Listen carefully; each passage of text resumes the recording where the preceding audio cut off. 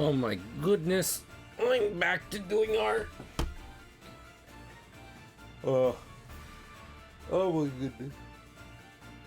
Time is a scam. And that isn't just an excuse for me not being able to keep schedules. Even though I'm not able to keep schedules, apparently. I do be trying, but real life stuff, you know. I definitely complain about the real life and not the fantasy. There's a gnat. I think I got him. Probably not, though. Oh, wait. Nope. Anyway. I complain about real life on here now. But yeah. Real life events, just be doing junk with no care for whether or not I have streams planned during their visits. So that's fun. It's like you're caught in a landslide. I don't know. I'm assuming you're making a joke because I made a half-hearted reference to Bohemian Rhapsody, Paula. But hello. I hope you're doing okay. Yeah, I would love it if, without a doubt, I was doing 3 streams a week and was able to handle even more than that. But life said I will begrudgingly give you 3, and you better stay on your fucking toes about that. You better have your head constantly on a swivel over those 3 streams, or else you're gonna lose them. So, I am planning to do Monday, Tuesday, Wednesday next week as well. Hopefully I will actually get to do Monday, Tuesday, Wednesday. But for now, let us do some art, because that's what I was going to do yesterday. And I thought it was more important we get this done than going back to Wilds. So, let me... Yep, that looks good. You remember you remember him? Remember our Dunban? I don't know, why does his hair look like this? His little hair outline. I'll fix that up. But yeah, hope everyone's doing okay. I did get done work early today, and honestly that was nice. I came home, I played Monster Hunter. Here's the thing, I wasn't sure when I was going to talk about this. Let me just talk about it on stream. I started playing Monster Hunter 3. And you might be like, oh, Cahill. No, okay, Cahill. Why would you be playing Monster Hunter 3 when Monster Hunter Wilds is upon us? And the answer is because I played Monster Hunter Wilds for 5 days in a row. And there is stuff left in that game for me to do, but I was like, you know what? Rather than just going through this game like a checklist and doing it on my own time, I can do it on stream. Have fun with chat. I'm probably gonna do some of it solo to start out next week, but you know, then do a few more multi-quests with chat after that. But in general, yeah. I just was like, let me switch gears from a Monster Hunter that, you know, is expecting updates to help bolster its roster to a Monster Hunter that was already finished many moons ago. And I've been enjoying it. It's funny comparing them, because like, yes, obviously Monhun 3 isn't as fast. Like, Monster Hunter Wilds is the faster game in combat speed, but also I like the slower, methodical pace of 3 so far, whereas Wilds is, you know, it's hitting you. You've gotten the story done by the time you're out of low rank.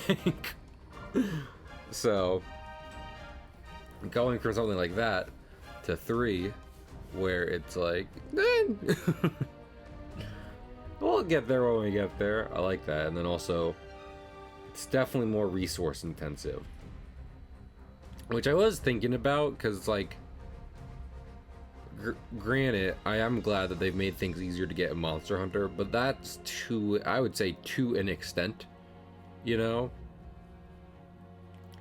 Like, I don't think there's anything wrong with having it be that, like, oh, I have to run out and go, I have to do a hunt or run out and grab something because I need this specific item. And I'm not talking about, like, a mantle or a, what's it called? Or like another rare drop. No, I mean, like, some honey.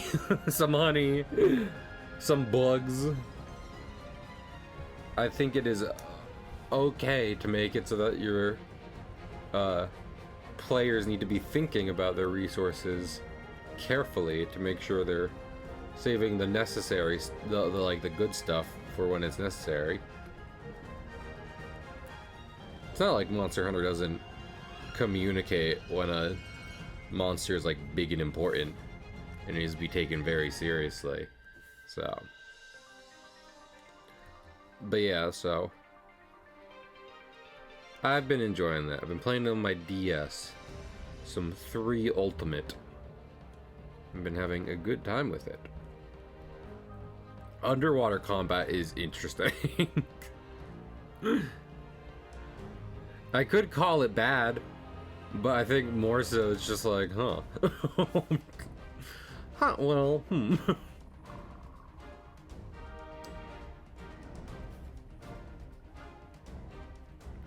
Because I'm all for some clunky Monster Hunter combat, but whoever was just like, and then we make it even clunkier via water, they need some help.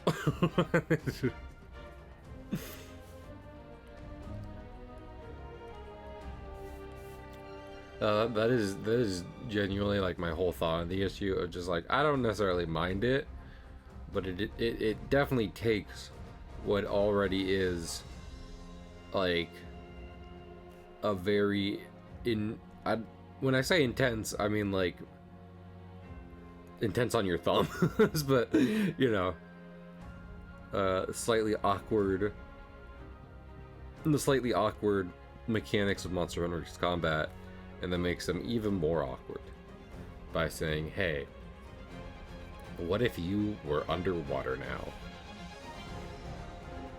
So, but like, I like, you know, I was just saying, Monster Hunter 3 Ultimate obviously already long finished, but like, I like my boy Royal Ludroth. He's a funny guy. Feel like this game, and in general, he tries to come off as menacing, but that's not the case because he's a squishy sponge boy, and every time I hit him, a body part falls off. And it is fun playing this game that he was introduced in and had him swimming around, as opposed to the other games where obviously swimming was not a thing. That was another thing I was thinking of while playing it. It's just like, man, it'd be wild.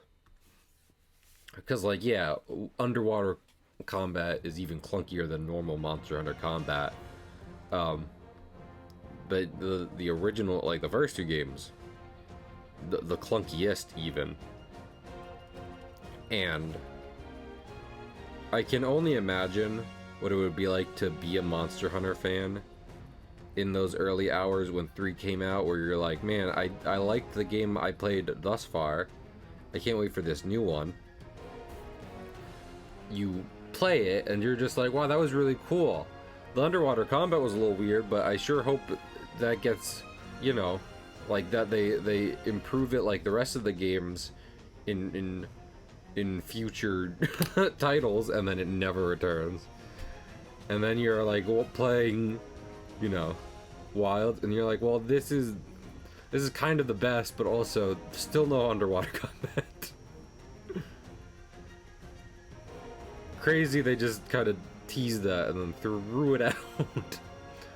and said, no. No, actually, you don't deserve underwater combat. We're never doing it again. Skippy Rizzo Critical Support Channel. We love Skippy Rizzo, and we love Stealth. Thank you for 30 months. That doesn't make me feel quite as old as when Pig subscribes, but I'm still old.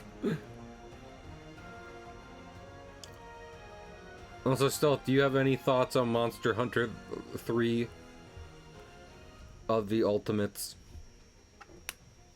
Have any notions of the oceans and their musings?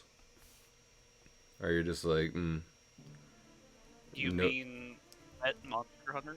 What's that? I said, you mean Wet Monster Hunter? Monster Hunter Wet Edition? Yeah. Final Fantasy X, but Monster Hunter? That is a way to put it. Yeah. You know, it's like a bunch of tropical settings, and you just kind of...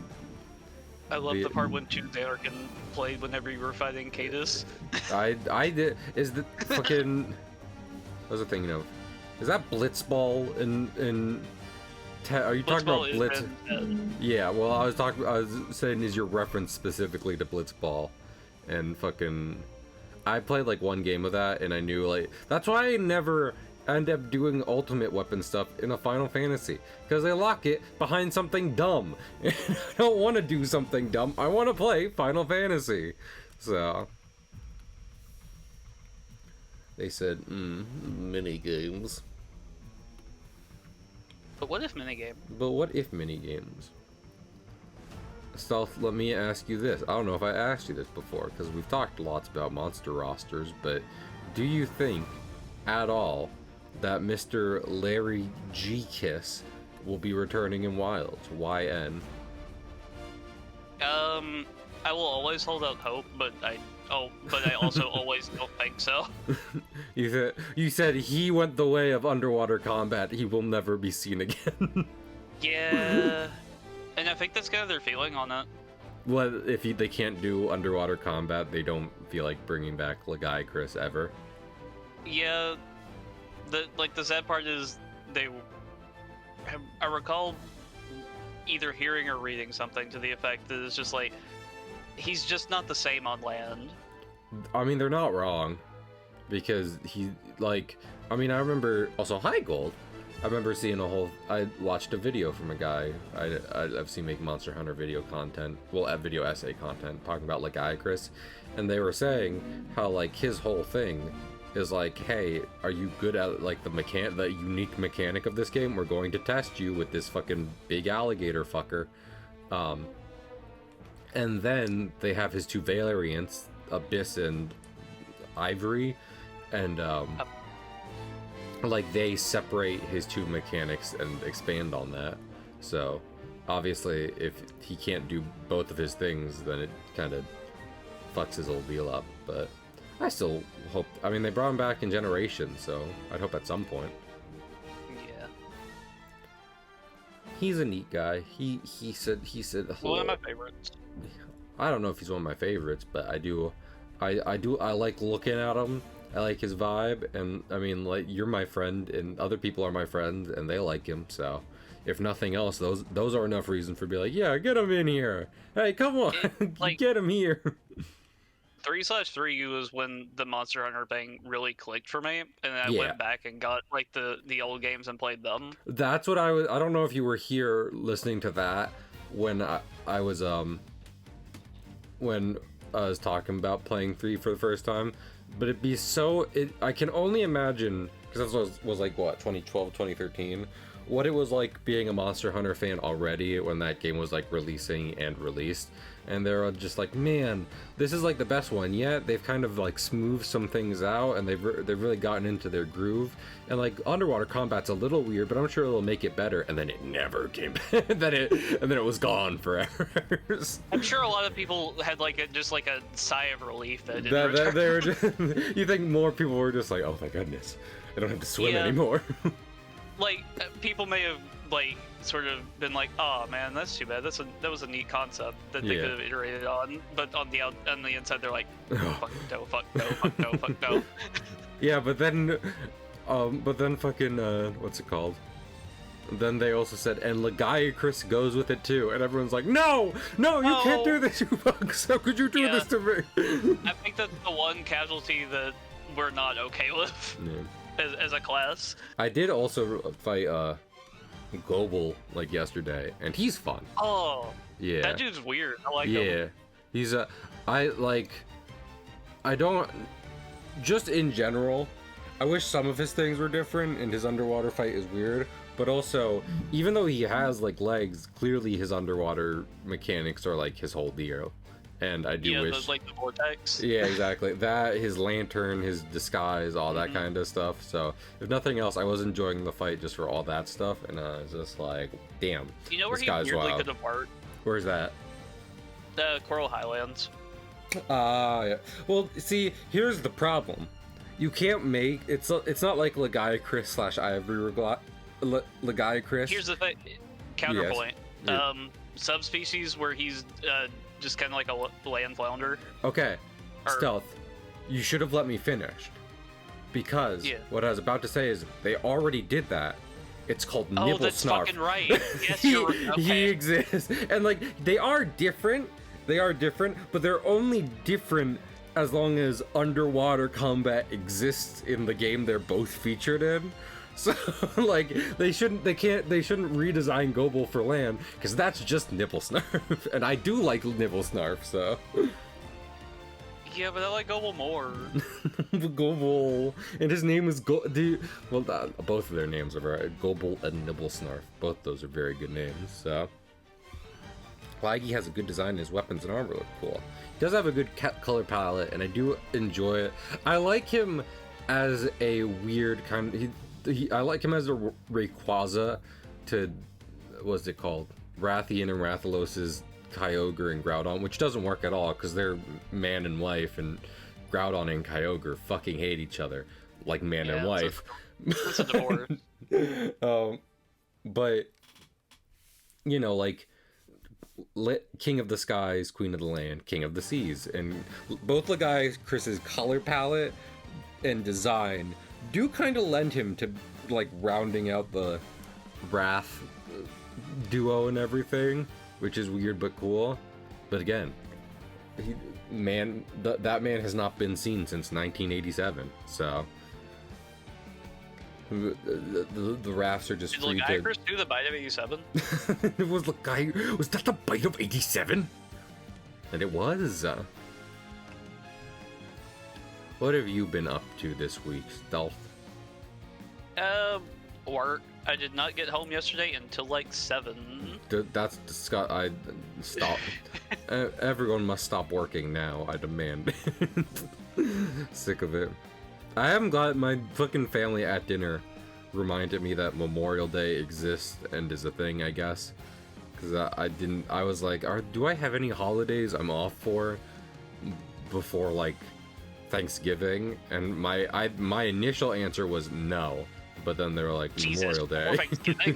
Well, I was just like, what fucking like national holiday is there on like a weekday between now and then? And I was like, I don't fucking know, probably nothing. And granted, I didn't do any research, so I wouldn't have said that super confidently, but I wasn't sitting around being like, yeah, I have a extra day off I'm looking forward to. That was my big thing. Oh! What's up? I just cut this. You know the meme. I did the meme, the Monster Hunter Wilds meme that you sent me. Hunter, cut off his balls. Cut off his balls. Yeah, I was doing a true charge slash, and the Chatacabra tried to jump over me. Oh lord, and not I anti-aired him. Poor Chatacabra. Also, I did notice that as well, because I fucking what's it called? 3 has the I didn't realize how much of base Rise was 3. By the way, that was another thing kept meaning to say. I kept going into maps, and I was just like, oh, this is the thing from fucking Rise, except now it's not 3-dimensional. I can't wire bug around it. But separate thing is it has the desert islands, and that's where I typically saw Tetsukabra a lot. I was like, wait, that's he has this he Mr. and Mrs. Cabra, Tetsu and Chata Cabra. It's almost like there's a fucking fictional language thing going on here. That's wild. That's Monster Hunter wild. Also, more Monster Hunter stuff, tying it from 3 to Wilds, is Leviathans are... I was already like, I don't think I'll go back earlier than 3. And part of it, I was thinking was like, it's because 3 has a lot of just like quality of life stuff. I don't think I can do it out. And it introduces Brute Wyverns and Leviathans. And those are both super cool monster classes. And Wilds introduced Jin Dahad, and he has quickly risen the ranks to be a monster I fucking adore. And I love thinking about and fighting. So, shout out to Jin Dahad. You're insane. Yeah. This game may run like dog shit. Well, I do. Yeah. Physically. Very pathetically, and not for very long.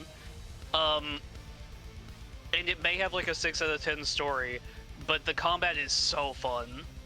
And the monsters are so cool. I was thinking, okay, stealth. Can I be honest? Can I be candid with you on stream about a thing? I will disagree. Okay. Well, no, it's not. It's not a matter to disagree. It's more like me insulting you live on air. No, it's not that. It's just that when Peeg was talking about his playthrough of Wilds, and he was like cutscene, and then you and him took turns dogging on Monster Hunter Wild Story, and I was just like, oh my goodness, quietly in the background. But like, I think overall, it's like Monster Hunter may not need a story for sure, but yeah. I think Wilds is fine. I like it. Here's the thing. Yeah. I want everyone to be loud about how the story is so-so, because Ryozo is making it seem like that's why the game succeeded. He's taking the wrong lesson, and I don't want him to. I wouldn't say that at all. He's literally credited as saying that he thinks the story and the greater immersion is why it's selling better. And we need to make him know that that's not true. Also, who is that? Because you might have mentioned him before, but my brain is awful with names and faces. Ryozo Tsujimoto, big Monster guy. Yeah, no, you need, if you want to think that, first off, don't make Monster Hunter like super linear and story based, but also do make a better story. Like, I like the story in Wilds, but it's not the reason the game is good. So like, both of those could be true. Yeah, they need to do some internal analytics and look at how many players just blasted through the story and are now that was definitely me. In-game. Also, that's another thing I like about old Monster Hunter more than newer ones, because I thought about this when I replayed Rise, and it applies to Wilds too. Hot take, I don't want the entire low rank to be the whole story. Mostly because I think fighting in Elder Dragon as a finale and then being like, okay, well, now you can play the game Monster Hunter, start with this rat again, or whatever. Like, that makes me feel weird about the thing I just did in the story. So maybe change that pacing a bit, and then just in general, Monster Hunter letting you do whatever missions whenever, having a lot of freedom is defeated the horrible spine beast Nergigante. Yeah. Oh no, this Puke is kicking my ass. This is the strongest Puke I've ever seen. Oh, like, that's not fucking Ryozo. That's not how that should work. So please, rethink of that. That's always how it works. Yes, but what I'm saying is, like, I haven't had to really do it. That's not my main concern. So here's what I'm saying. Is like star 1 low rank, okay? Give me like, no big monsters, because I never like when that's a thing, but maybe a few gathering quests, some big monsters, but mostly like small fry stuff. Go on. Cahill, Yes. You're talking about Monster Hunter 1, and we don't want to go back to Monster Hunter 1. No, listen, let me cook. Let me cook for like a minute, okay? Because what I'm not saying here is keep us in that for 70 hours, okay?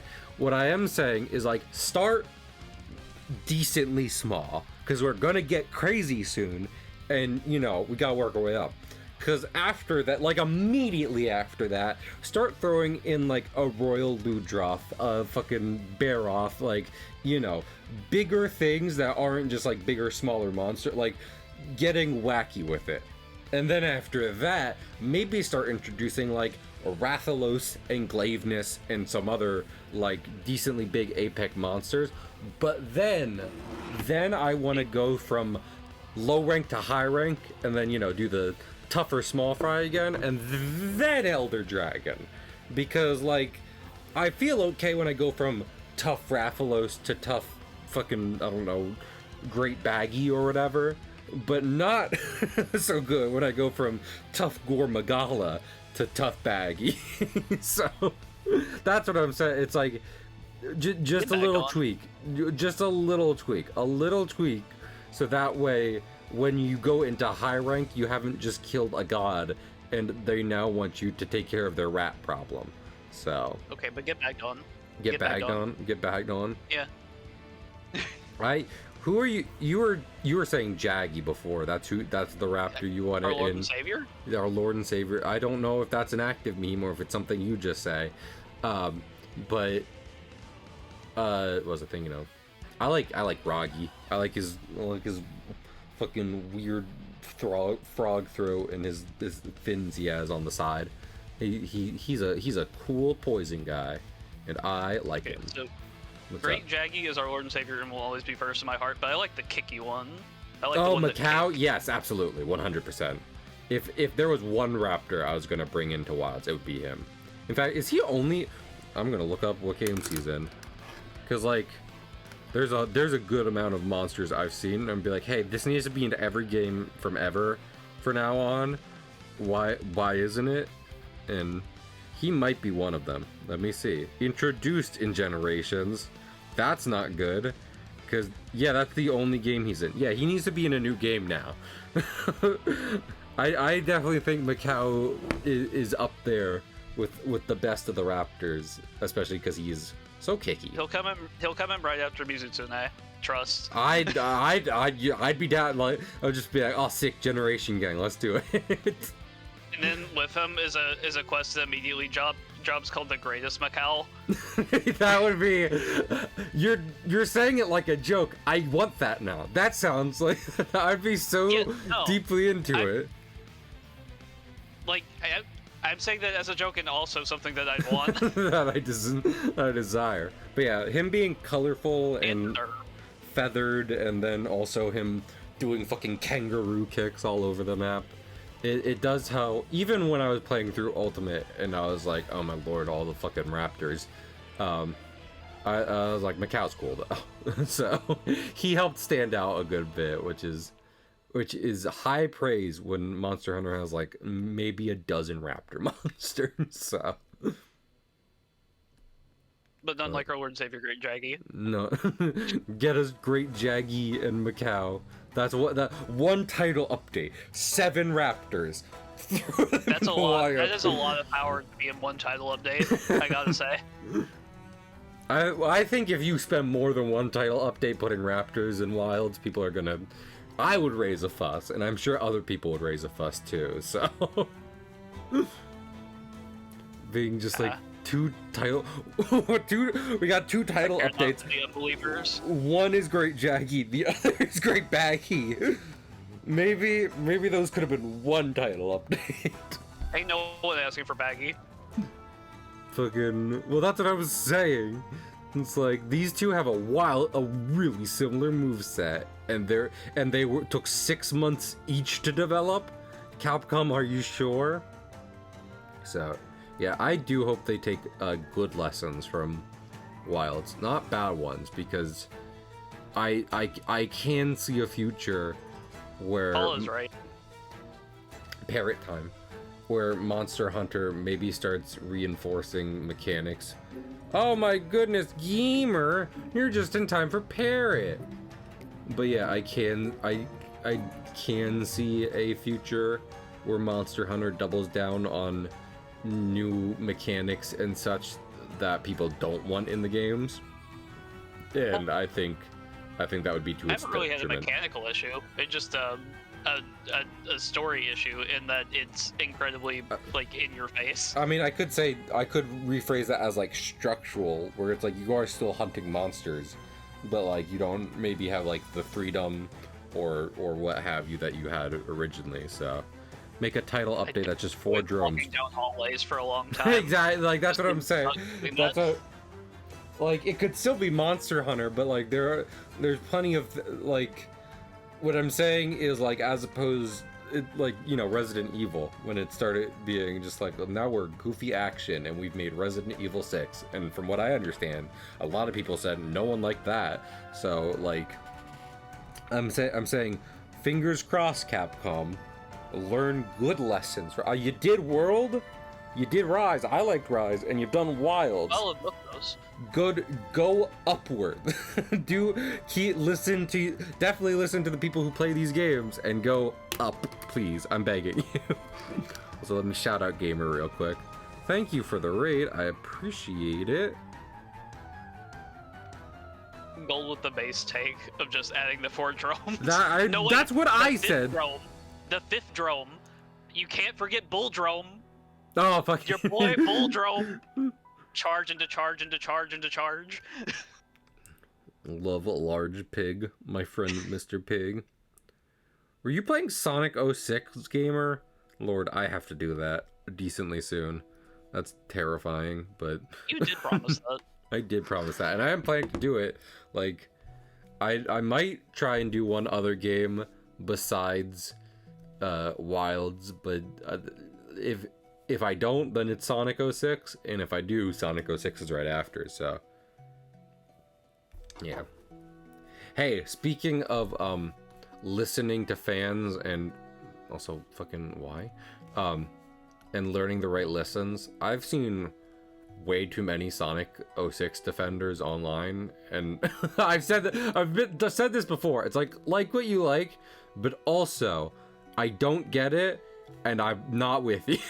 So I'm going to go into that game when I play it on stream again with a slightly a very, very slightly opened mind, just to be like, is there anything of worth here? And we will see. So yeah. I've seen people say that it's like, I like the story, and I'm just like, are we sure about that? Are we sure we like Sonic 06 story where he kisses a human? I know there's other things in it. Come to the brain. Yeah, no, listen, I know there's other things in this. I know Silver's in the story. That's fair. But also Blaze is in the story, and the canonical explanation as to why no one from the Sonic team recognizes Blaze when she comes to the present with Silver is that they all had amnesia. That's the canon explanation. So maybe we don't like the story either. Do you add stuff? Have you played Shadow Generations or nah? No. So they have a Mephiles boss fight in that game, and Which is wild that that's his name. yes, the Mephiles, the Memphis, Tennessee boss fight. Yeah. What was I thinking of? Mephistopheles or whatever. Yes, well, he's a wacky guy who is Shadow for a bit before he's a reptile, and before he has snake eyes, and snake skin, but that boss fight legitimately makes me view Sonic 06 in a weird way, because from what I've seen during that boss fight, the entire time he is just begging for someone to let him exist. Like, not just for Shadow to let him live, like just for people to let him be a thing at all. And it made me have this weird thing where I was like, is Sonic 06 some kind of fucking wound in time that ripped open in 2006 and then people have just been staring at it ever, you know what I mean? Sonic 06 is weird on so many levels, and having the main villain from it come back and beg to be allowed to exist paints it even weirder in a way. So maybe I'm thinking about Sonic too much like that, but you know. You know what? It's 2025. I'm pro Mephistopheles rights. Yeah, I'm pro letting him be a person. Come on, people. Let's all mature.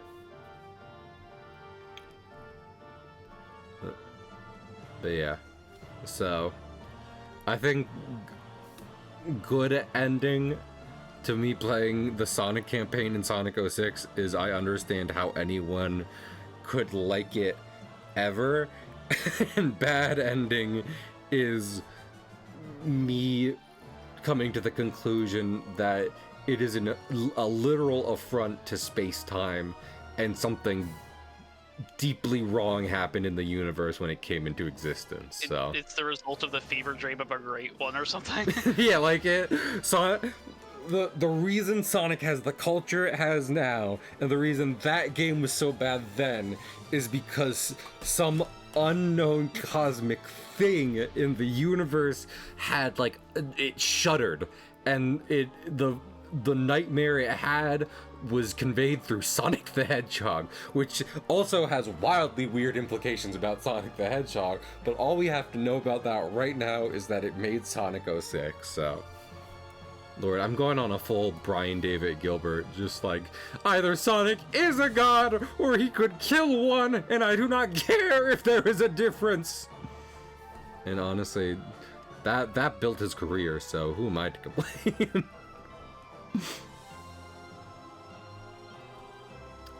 Sonic is fun, but I do prefer classic Sonic, even as I enjoy some modern Sonic things. I like my little classic boy. He's small, he's round. He's got a little attitude. Also, what you say, Steph? I like heroes. Heroes? I mean, that's fair. They're Sonic here. It's got a great theme. It's got the fucking chaotics in it, which is great. So I love Vector's design. Vector is great. And he needs to find the computer room. The computer room. The computer room. Got Vector, it's got Charmy the fucking Bee. It's got Charmy Bee. It's got SP. I do love, because I've watched a playthrough of Sonic Heroes before. I do love them legitimately figuring out the case and being just like, well, we found Eggman. Can we have money now, please? Give us money now, please. So we wicked need it. We do so. Charmy hasn't been paying his taxes. I have those. Yeah, that's why we're in debt. Man, Vector's voice is weird. It's like it's very Muppety now that I think about it. Is Vector a Muppet? He might be. Vector, the most Muppety Sonic character, of which is not a small competition, because Big the Cat is right there. Fishy. I remember seeing, I think I saw like a trivia video of there's like, in again Shadow Generations, there are two characters that Shadow smiles at. It's Maria and Big the Cat, which is it's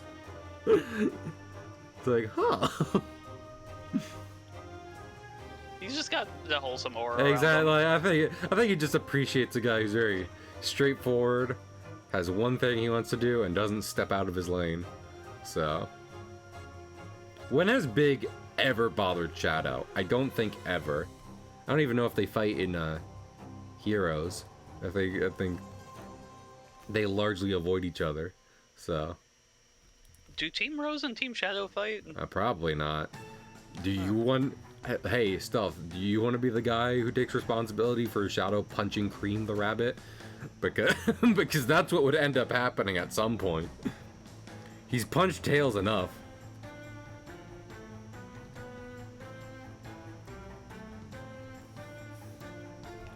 Man, I feel like one reason I've fallen down such a Monster Hunter rabbit hole is because it legitimately completely consumes my brain in a way that I desperately need sometimes. Because like there's lots of times where I'm like, I want to be playing all these games. So I get stressed out when I have to choose like one to play. But that doesn't happen with Monster Hunter because I'm focused on playing Monster Hunter. So I should play like Sonic, like a full play, because I did like the Sonic story in Sonic Adventure 1 not too long ago. But I should play the adventure games and Heroes. But then I'm just down the Monster Hunter rabbit hole again. So what can you do? I just checked, and they fight Team Sonic and Team Chaotix. They do not Lord. fight Team Shadow. So chances. So beyond the fact that Shadow is canonically pretty good friends with Amy, Shadow probably likes Big because again, they've literally never fucked with each other, and like Shadow has been the debate of some like character discussion and assassination, what have you. But if there's one thing that's true about Shadow, it's that he likes when people don't mess with him. So, Big is an exclusive character. Yeah, Big is.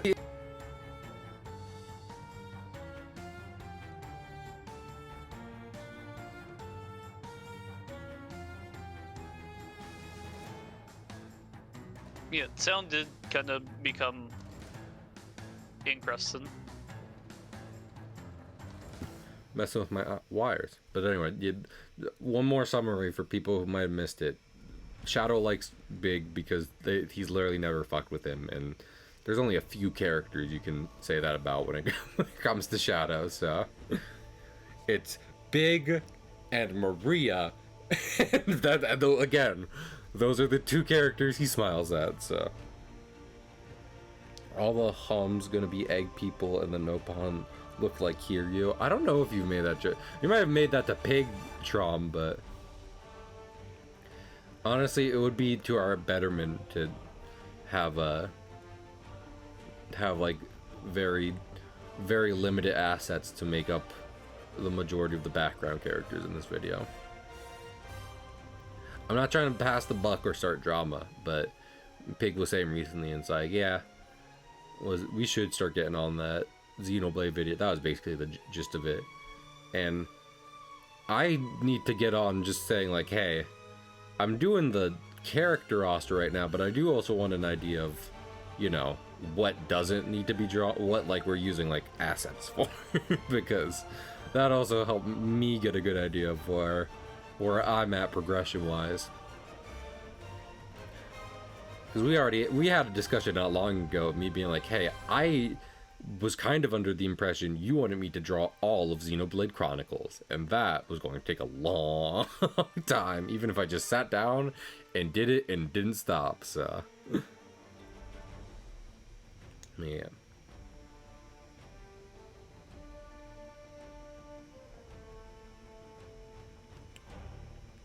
I think this is close enough. She could have some goggles around her. Hey, I always wanted that as a kid. I don't know about y'all, but did you ever see cartoon characters wearing goggles and you're like, man, I want to passively wear goggles? That would be cool. For sure. That is 100% one of the ones I was thinking of. I didn't watch a lot of Digimon as a kid, but I watched enough that I was like, oh, goggles. Of course, it was so obvious.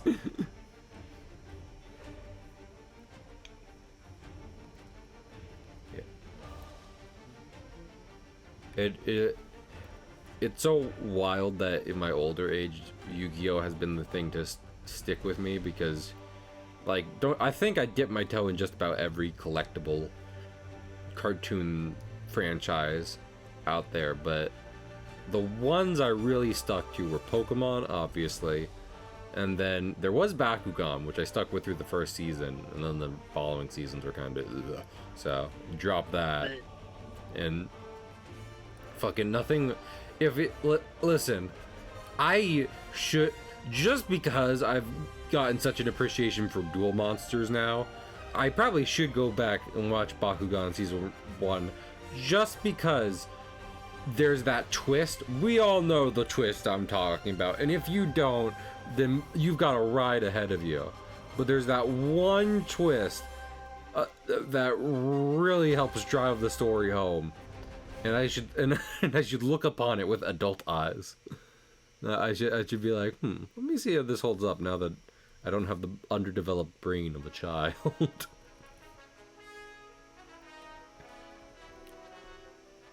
We've definitely talked about this before, but Stealth, what were some cartoons you adored watching as a kid? God, there's so many. Like, I mean, of course I liked the Pokemon anime whenever I was a kid. I wouldn't say that I loved it. I love the movies. I've said this many times, that the movies, like, they made me want to be an animator, because I was like, look at these. They're beautiful. But the original Digimon Adventure, though, was just downright fucking inspirational to child me. Yeah. That is... Once we get done with 5Ds, and we've taken a pause in GX with Monster Hunter being a thing, which I'm fine with, because, you know, Monster Hunter. But, once we're done with 5Ds, that should be the next thing, is tracking down original Digimon anime, because I did see episodes of it, and I remember it like purgatory. That's how I remember Digimon Adventure, is children in purgatory. So it's not incorrect. So I would love to give it another chance, just to see if I can make any sense of it. And I've definitely talked to you about one of the only things I remember specifically is Elvis Monkey. That's one of the few episodes. Yeah, that's one of the few episodes I remember. So I do think that's because we watched most of Ghost Game, not all of it, but that is one thing it loses out on, because, you know, it's like Digimon are so weird and mysterious, but you know what makes Digimon extra weird and mysterious? When you're trapped in the digital world with them and everything is just wacky looking. So you know what was a major strength of Ghost Game that they didn't end up super utilizing in the end? What's that? But that is very satisfyingly used throughout the story of Digimon Adventure. What's that? The character growth of the kids. It's so important. Children writing. Especially that is where things differ between like that and Pokemon, because like in Yu-Gi-Oh, the cards are like a thing, you know, they're not like they're not living. I mean, they're not living things, but you know what I'm saying. You shouldn't abuse your cards, but still, it is solely about the strength of the duelist, as opposed to Pokemon, where you're mostly focusing on Pokemon. But Digimon, I do remember this as well. It's like a spiritual connection. You need the kid to have a breakthrough for the Digimon to have a breakthrough. So that it's an important piece of development. So don't skimp on that. Give me a cheese pizza, but forget the sauce. No sauce. Forget the bread. Hey Vinny, give me a cheese with nothing. Nothing. Nothing. Not even the cheese. Not even the cheese. Changed my mind. No cheese for you. Oh, this isn't. I'm working on way too many layers. I'm so glad chat cannot see the layers I have, because there are too many of them. Anyway, but yeah. Listen.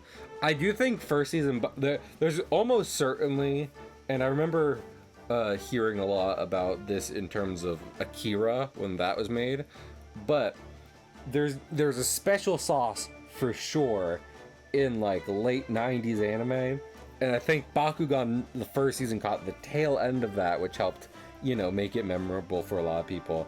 And they've lost it a little bit. It's not that there aren't good animes anymore, but there was something in those 90s animes that they put on fucking 4Kids that it would be hard to recapture if you're not really trying to go for it. So you can watch a lot of good animes, but you probably still end up going back to those to be like, oh wow, I like this. I feel childlike again, and I feel wonder. No fucking.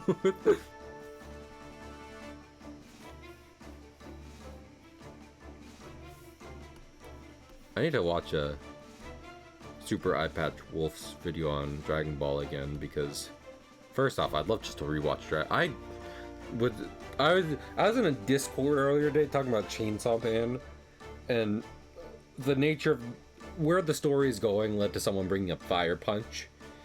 And they're like, Fire Punch is weird if you ever decide to read it. And I was like, I have such a backlog, which includes like Full Metal Alchemist, that if I read Fire Punch first, I think people in my life would actually get angry at me. If I walked up to fucking Stealth and I said, Stealth, I went and read Fire Punch before I watched Full Metal Alchemist. I think Stealth would have a problem. I think Juice would have a problem. I think Pig would have a problem. I think they'd all be like, Cahill, what is wrong? Well, actually, Juice read Fire Punch already. I don't think there's a necessary order for you to enjoy things in. I still highly suggest that you enjoy Full Metal Alchemist, because you will enjoy it. Yeah, I think it's less there's an order I need to enjoy things in, and more that Full Metal Alchemist has been a prominent thing for the longest time. People around me love it. I started watching it and dropped it, and if I went off and read wacky, wacky niche manga for Fujimoto, then it'd be like, what the fuck? Why? Who did it? Why would you do this? What compelled you? So, what was I thinking of? I don't know. I definitely don't feel like restarting Full Metal Alchemist from the beginning, but I feel like my debate is whether I pick it up before or after the dog episode and be like, what episodes do I take a refresher on, and which ones do I say, no, I know what happens. I understand the premise. That's also always a problem with me. Well, I've talked about this before, for sure, is watching anything new. But when I know the premise for it, but like the first episode, few episodes, or few hours of a movie are there to introduce you to the premise and drive it into your head, I feel like I'm being talked to like a baby. I'm like, I already know. I read the box of the movie when I rented it from Blockbuster. Please stop talking to me like I'm a child. Wait, you can read? Yeah. I'm learning to right now with my mom. I'm hooked on... Stealth, I'm hooked on phonics. Okay? Let me just tell you right now. ETH.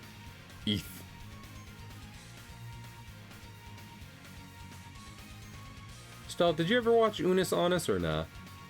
I did not. Okay. It was a good time.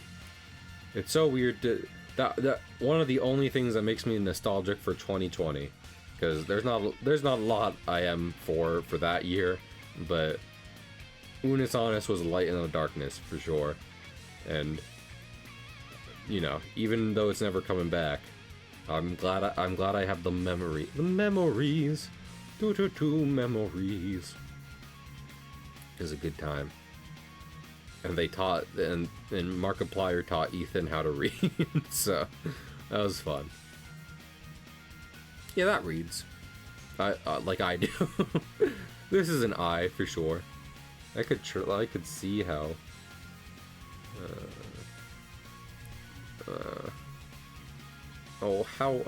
How do I let people know that this is an I and not just a weird piece of hair?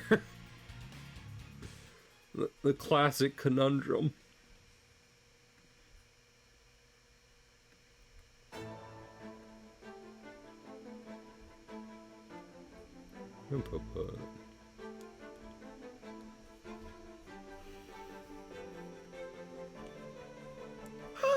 You know what? Yeah, we will go with that.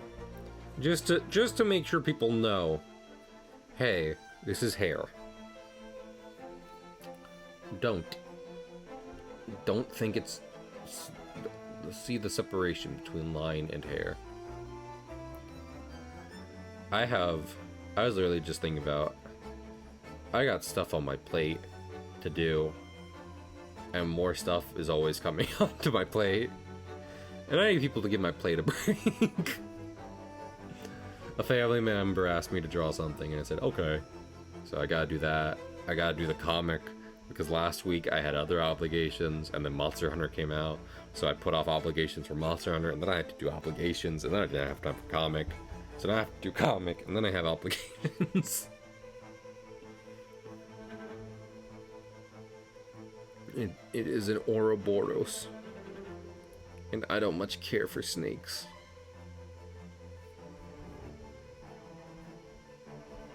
I said that, but I love snakes. Snakes are cool. Back to Monster Hunter for a minute. I feel like I also heard someone be like, yeah, and Najarala isn't coming back. And I'm like, I don't know why not. Najarala could probably come back, I'm sure. They'd probably just need to, you know, remake the model, because HD, the third 4K, is so high definition.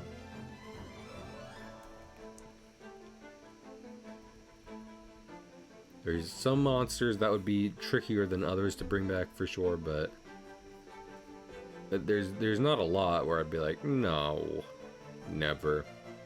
Just Gobel and Lakai. They have been banished to the Shadow Realm. In Cadus, like, you couldn't even remotely bring I Cadus back in any form. was literally resisting saying that, just because it's like, well, that kind of goes without saying, because he's one that's purely, they'd have to be like, okay, underwater combat is back, so we'll bring back all the guys that we couldn't before. So at that point, then it's like, okay, then this whole conversation is mute. Why are we even having it? I do like the idea of whale elder dragon, though. Elder dragon. But you know what I like even more than that? Big fucking snail. Where the fuck is that guy? I want him back. He wasn't a fight or anything. I just like waving at him and saying, "Hello, sir. I hope you're Just having a good day." ice. He's just hanging out. He gives you a big roar. Let him chill. I do love that Monster Hunter is ridiculous, and then they're like, oh yeah, and by the way, in the ocean, even more ridiculous. Exponentially more terrifying. What are your thoughts, feelings, and or third other thing? With there being a cephalopod skeleton, can the Carcos come back as like a really fun like in-game kind of hunt? I hope they really do. cool. Yes, 100%. I mean, I think it's a bridge they need to cross at one point. It's just a matter of whether or not it's in DLC or in a title update. Of just like, okay, we have a good bit of big set piece monsters, which we have only ever had people fight in bespoke arenas. And in this game, that's not really a thing, because the entire world's one big map. So what do we do now? Do we just not have them? Do we bring them back? Or what's up? But yeah, I'd hope they'd be like, you know what? We introduced a whole new class, which kind of fits an old Elder Dragon, so here's Nikarkos again. Have fun fighting him his big goo lasers. And a bunch of bones. Have fun fight. Fight fun. Fight fun. I mean, maybe that'll be answered when we fight spoiler again. Because, like, you know, that might be like a Safi Jiva situation. And they're just like, new stage for that, specifically. Good luck. And then they throw a bunch of Elder Dragons in there because they said, why not? Even though I was literally just... Oh, go on.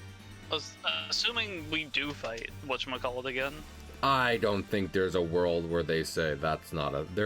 I mean, because fucking... They didn't have to do that with Xenojiva, but then they said... Well, yeah, but you could refight Xenojiva. That's fair. Like, immediately.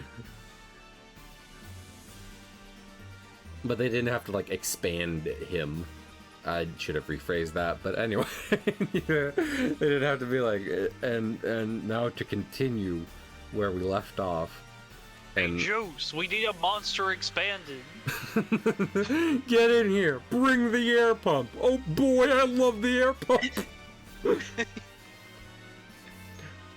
Stealth, you forgot how to eat again. Don't worry, I'll get the funnel. No, it's not that. Damn it, I like the funnel. That's what me and Stealth do on Friday nights. We get the funnel. And we say, oh boy, the funnel. Pizza funnel. But yeah, my point is more so, I think with spoiler, they very purposefully left a piece of juicy bait dangling. And whether it's just an update to reintroduce the fight again, or even more than that, I think that is them writing a check saying, hey, Wilds isn't finished. We know it's not finished. We are promising you there will be more.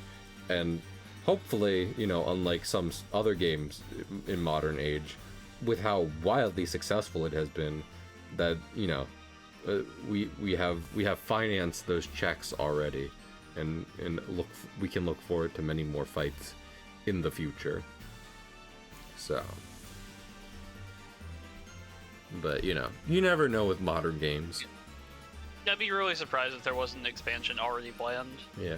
With lots more story. The story, I think that's definitely, I think, is in DLC. I think the most quote-unquote story we're getting outside of that is like cutscene introducing cool monster because they're cool monster. That would be ideal to me. Well, yeah. Other than Fatalis, big final set piece monsters have never been outside their game of origin, so I have doubts about literally every big set piece monster coming back. But they fucking brought Fatalis back for Worlds and Elatreon, so it's like, you know.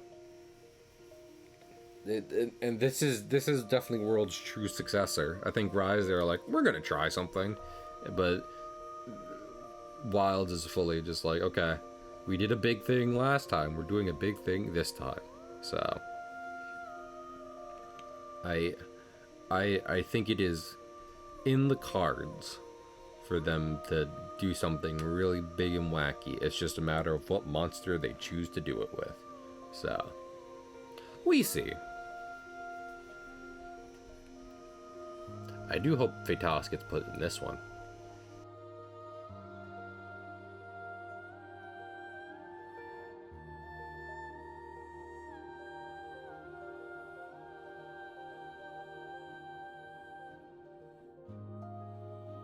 Shit's getting wild right now. I'm sorry about that. But yeah, Fatalis doesn't come back as often as one might think when you know, realize he's kind of the big bad of the whole Monster Hunter series, but I think Wild is a game he'd fit real nicely in, even more than World, so. Well, I mean, I guess World's whole story was about Elder Dragons, but don't worry about it. Shut up! I feel like I saw someone say, also, like, they don't want, like, Kieran back, but I don't know. I'd like to see a unicorn running across the fields majestically. Maybe I want to believe in magic again. Fuck you. Maybe I want to bludgeon it. Maybe. Hey, listen. Maybe I want Kieran back to see it run across the fields and then get tackled by Rajang when that also comes back. So I don't know if I want. Rajang just Blanca balls a Kieran from the sky. Just fuck it. It's in the sandy plains, right? There's nothing around you. You are looking directly at the Kieran. Out of nowhere comes Rajang, just in a ball, cannonballing. Yeah, exactly. Just knocking it a square country mile away.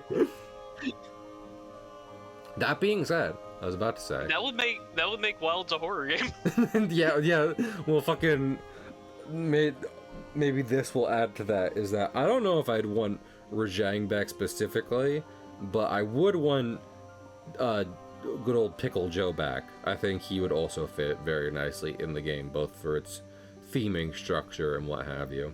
Lord, could you imagine? Okay, for anyone who doesn't know, you can walk to all the wilds maps from the other wilds maps, right? That's not a thing that's been there before, and they have it in this one. And granted, they're just kind of, you know, themed Hallways. halls. Yeah.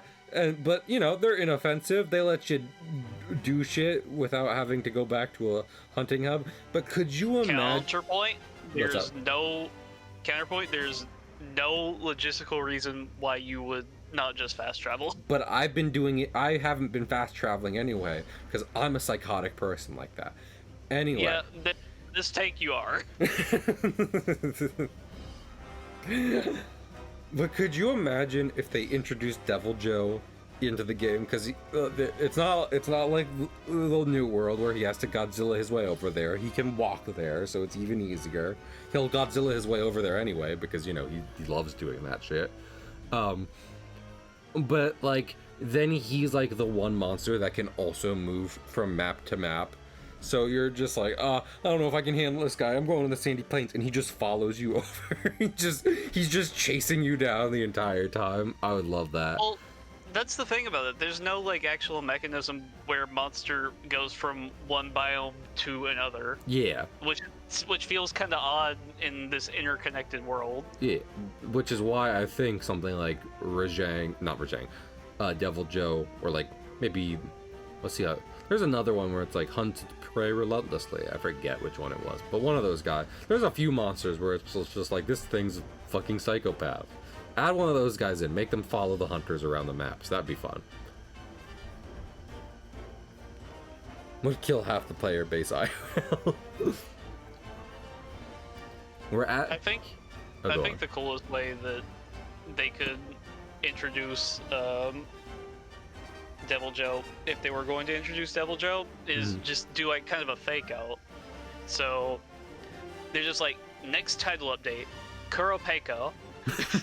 Oh yes, I have been fighting Kuropeko, and I love him because he's not. What I love about Kuropeko is I haven't gotten to a fight where he can call in Devil Joe, but I do love him for being just kind of a silly, goofy bird wyvern where you can kind of slap around easily, but then he calls someone in to try and slap you around, and I love that. And it would be great if they in Wilds, and then like they don't say anything. They literally don't say anything until he's released, and then he does the fucking song, and Devil Joe is there.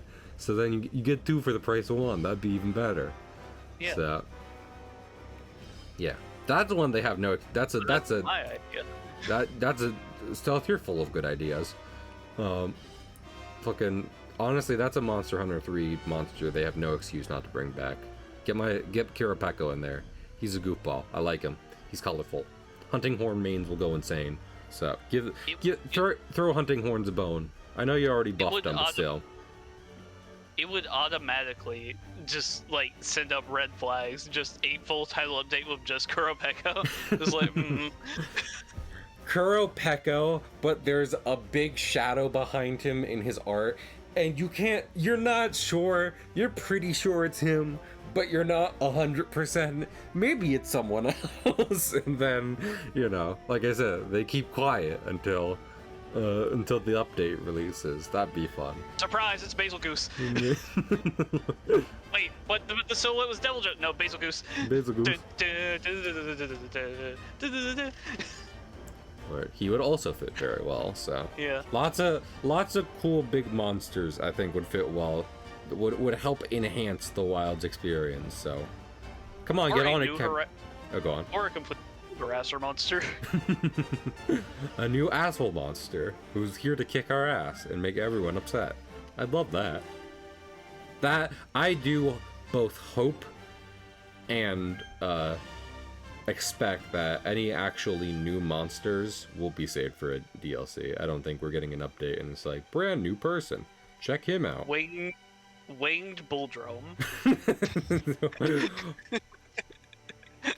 Aerial charge.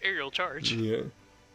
The fucking quest is called When Pigs Can Fly, and then it's just like, they just wanted to make that pun, didn't they? But yeah, what was I thinking of? My So, more than any specific monster getting at it, my wildest dreams and most my wildest dream and most unrealistic expectations for Monster Hunter Wilds is that it is the first Monster Hunter game to receive 2 proper DLCs, which I'm basing solely off the fact that it has a smaller base roster than World did when it launched. I'm just kind of hoping they're just like, we're not going crazy at the start because we have lots planned over the future for this game. Not just title updates, but full-on new shit for that. And I feel like I'm kind of okay with that because, as many people have said, the DLCs have been fantastic in the past for Monster Hunter. You know, you have your original like ultimates from the days before, like internet DLCs, and then you have like Iceborne and Sunbreak. So the idea of this game getting 2 specifically, I'd cry. I'd shit my pants a little bit. So we will see. Only Capcom knows what Capcom has planned, and even then, probably not. So I saw a thing. Did you know gaming? I saw a thing. Apparently, when Sephiroth got added to Smash, not even the Final Fantasy VII team knew about it. Like, the people working on the remake, they were just like, we didn't know he was in Smash. We were just working on our game.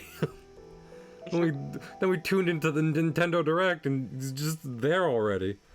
That's our dude. What the fuck? We were using him. Hey. They look over at the Sephiroth voice actor, and he's like, listen. They have my family. You have to understand.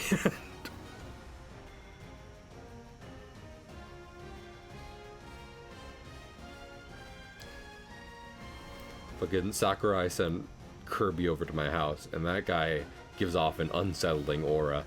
Like when he wants to, he's decently scary. Please.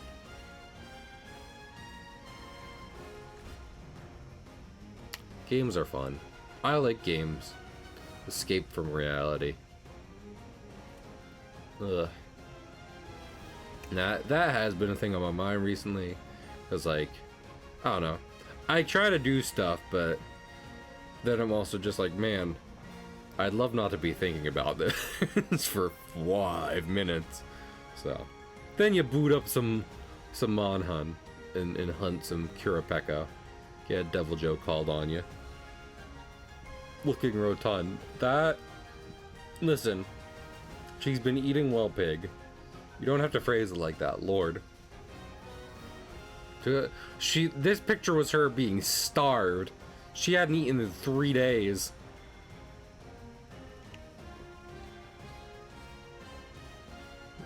He's like, I didn't even know about this either. Listen, they don't have voice lines in Smash. Why do you think they would call me? Lord. Is Sephiroth the guy voiced by a boy band member in Kingdom Hearts? Is that whose voice? Because one person is voiced by a boy band member in Kingdom Hearts. I believe you. If you said that.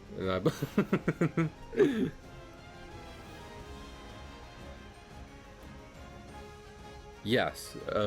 I assume Pig is answering my question about Kingdom Hearts and Sephiroth, so. His English VA. Yeah. I don't know how popular boy bands are in Japan, or if they would get into game voice acting, but yeah, I was going with the English VA. That's cool. Wild choice for one of Sephiroth's first voiced roles, but you know, who am I to judge? I'm not a voice actor or a director. I was just thinking about one of my first calls at work today. You know, I walked to the patient's room, and one of the the student nurses, they had a water bottle, and it had a Tifa and Aerith sticker on it, and I was like, that's nice. I like seeing my Final Fantasy VII friends out and about. And then I was thinking about the fact it's like, I haven't played Kingdom Hearts in a while. I would like to revisit it, but I'm not doing that on stream, and I was just talking about like life and Monster Hunter consuming me. But like, it's weird to think about. Like, I got into it because I liked Kingdom Hearts the most at first, and now I wouldn't be able to tell you whether I like Kingdom Hearts or Final Fantasy 7 more, but I would lean towards Final Fantasy 7 because I really like Final Fantasy 7. So it is a good game. Ironically, it is also a game I need to get because I've watched Stealth here play some Rebirth, and I was like, oh, I don't have that game, and I can get it. I have a PS5 now, and it's on PC, but I don't have a PC, so get it up from a PS5. Play that. Maybe play some Intergrade, so I can play as the Great Ninja Yuffie. Love a Yuffie. Yuffie. What's your favorite brand of bikes? Yuffie. Yuffie. I don't get your references confused and scare me stuff. I don't know who those are. It was Lance Bass. Oh, I wouldn't. Here's the thing. I don't know who Lance Bass is. I know who Sephiroth is. So to me, Lance Bass isn't Sephiroth. Sephiroth is Lance Bass. Lance Bassaroff? Yeah. I'd meet Lance Bass. I'd meet Lance Bass in real life and be like, "You're gonna call down fucking a meteor?" And he'd probably be like, "Maybe," and I'd be like, "Oh."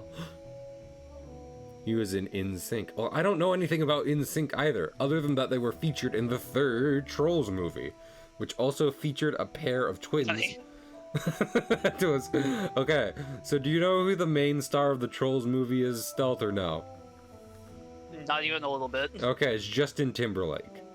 And in the third movie, his long-lost brother comes to find him after he saved the world in the second movie, because their other brother, who was in a boy band with their other two brothers, so like 5 brothers, they were in a boy band, but one of them has been kidnapped so that a pair of like regular-sized people who look like fucking Gumby, except if Gumby was like cunty and on the cover of Vogue, so that those I like this mental image. Yeah, so that those two can use him as drugs, as living drugs, to make them sing better, so that they can be singers. So what they need to do is get their boy band back together. I got it. Reasonable premise. Yes, they need to get their boy band back together because their brother is being held in a diamond prison, and the only thing that can break a diamond prison is a perfect harmony performed by a family. And everyone knows this. Yeah, well, unless you have a perfect family harmony, which has never been done before. But since the only way Stealth to save their brother is to do the perfect family harmony, which has never been done before, to break a diamond prison, they're gonna have to give it a shot anyway, because otherwise their brother's gonna die from being drugs for giant regular sized people. Do you know the plot of Trolls 3? Yeah, no, Gold is right. This is like several red flags in the like a minute. Because the cunty Gumbies who were on the cover of Vogue, I liked their original song and covered of what's that one song? It's like, hold your head up, moving on.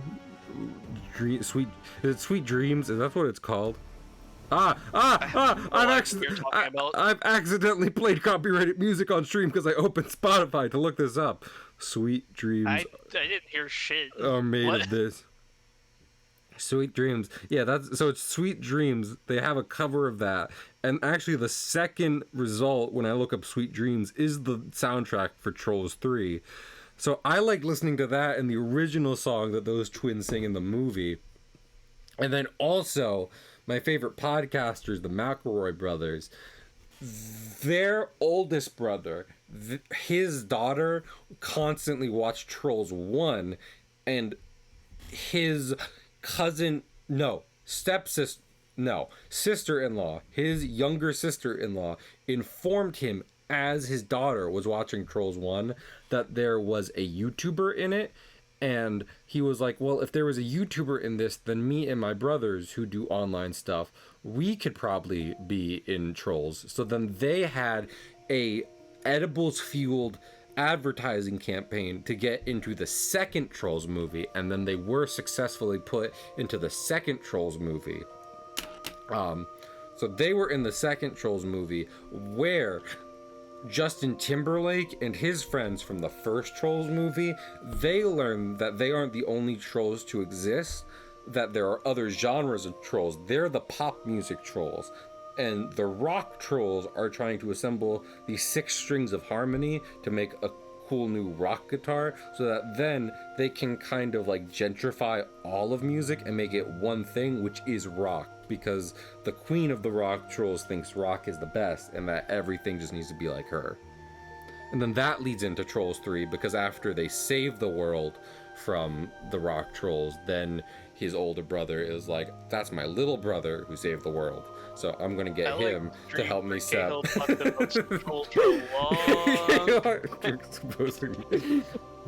Listen, the worst thing about all this is that James Corden is in the background the entire time.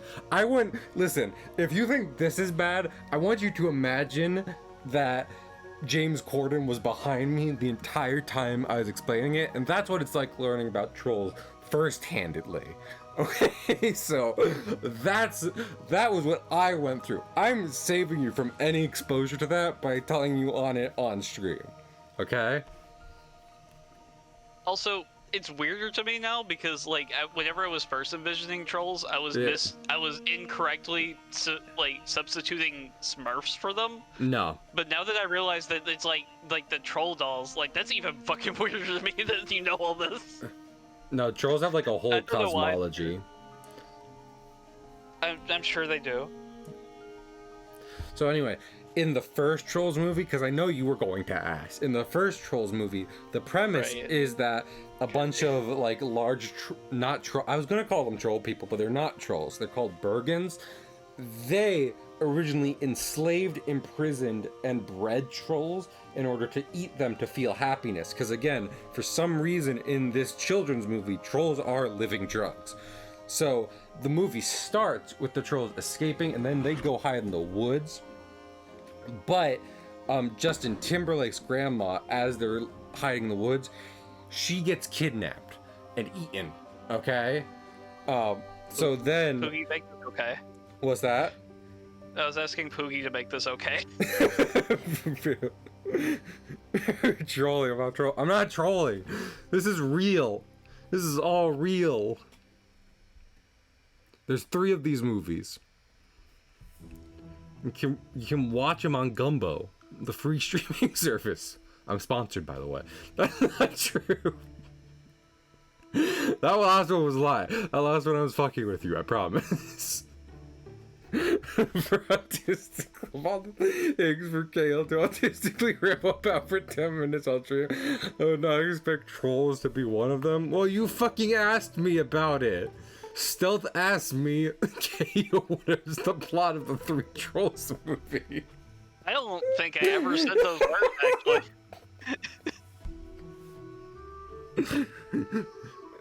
Again, you couldn't gaslight me into anything at this point because my mind is just trolls. Can one of you go back and clip the moment where Stealth said verbatim, Cahill, do you know anything about the 3 Trolls movies? Could you do that favor for me? Thank you so much.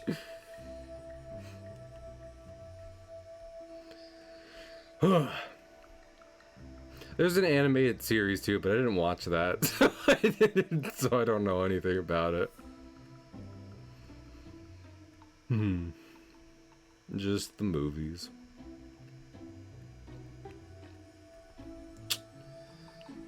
Stealth, what's the last movie you watched? What is the last movie I watched? I think mine was legitimately just Wicked. No, Sonic the Hedgehog 3. Also autism. Because I'm not like a super movie watcher. Yeah, I get that.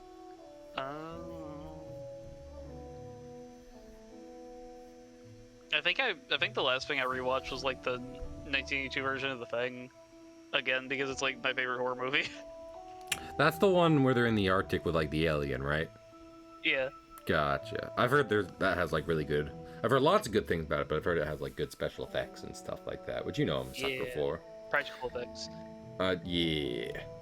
I need to rewatch Alien and then Aliens, because I haven't seen Aliens, and a lot of people are like, that's the best movie ever. And I'm like, people say that about like 20 different movies, but I should watch Aliens. I have like a weird relationship with like body. Trolls, we know. No. Well, you know, related to that, I have a weird. Yeah, you need me to know I'm your favorite guy. Thanks. Most people on the internet wouldn't agree with you because no one is watching this stream, which is fun. It's legitimately great. I have not seen Aliens. Alien is great, if nothing else, for like the aesthetic. Even if that was the 80s and they were just going for random sci-fi, they made some the set design and creature design amazing. What's it? Yeah, but body horror, it's like it's just weird because like it disgusts me, but that's what it's supposed to do. So it's like I wouldn't say I enjoy it, which is one of the things where I'd be like, maybe I shouldn't be watching that. I would watch if Stealth was like, Cahill, would you like to watch The Thing with me? I'd be like, I mean, first off, are we talking the Fantastic Four? Or are we talking about, you know, the horror movie? And then he'd be like, well, we can play Marvel Rivals later, but yeah, I'd want to watch a horror movie now. And I'm like, okay. I'd be like, sure, why not? But I'd probably get grossed out during it because, again, I know there's body. Question, and I guess you don't have to answer this if this is a spoiler. Does the alien infect people to turn them into, like, spread, or is it just mimicking people? I mean, you're probably not gonna watch anything, boy, are you? I might. So if it is a big spoiler, you don't have to say it live on stream. That's fine. That's why I said that. I think it's just best to know as little as possible about it. That's fair. That's fair. I'm not a horror person, but like I haven't watched anything about The Shining for the same reason. Like I have heard people be like, that movie, like, you know, you see all the famous shit about it, and it's like, oh yeah, I know The Shining, and then you watch The Shining, and you're like, I didn't know half of these things. So at some point, I need to get around to watching The Shining, just so that way I don't have to worry about Shining spoilers, because that movie has been out for like 50 years. Trolls, I got covered. I've watched that more. You couldn't possibly spoil me on Trolls. Just like the fact that you're gonna read Fire Punch before Full Metal Alchemist. Yeah. Cahill, you like movie making and storytelling, right? Yeah. It's like, okay, what are some of your favorite? Trolls and Fire Punch. It's like, what the what? Yeah, you heard of me. I don't like Trolls, but mostly because of James Corden. So I've heard nothing but bad things about that man. So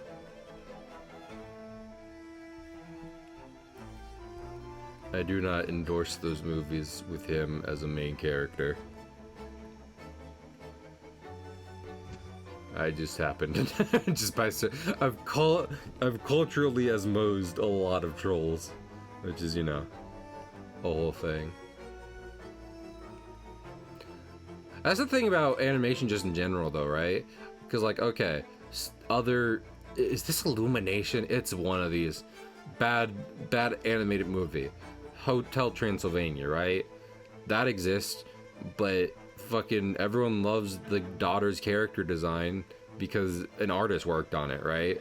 So it's like some people like the characters from the Trolls movies because artists worked on it. And like, do those movies or have to be well written or made? No, but there are people who are passionate behind the scenes, so sometimes a little bit of that sneaks through and you get something people really click with, even if they do not care for the actual source material, which is always interesting.